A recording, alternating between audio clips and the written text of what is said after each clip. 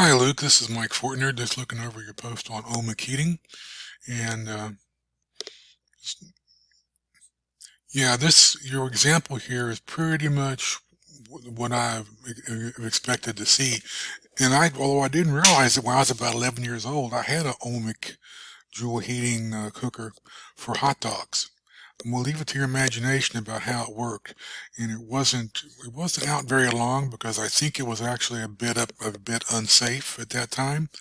But you could put a hot dog across the two electrodes, plug it in about 10 seconds you had a extremely well done hot dog, I'll put it that way, with no fuss, no muss.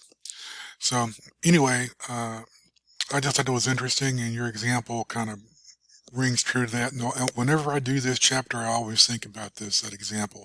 So anyway, you've done well here. If you have any questions or comments about this, give me a text or an email, or just reply to this discussion.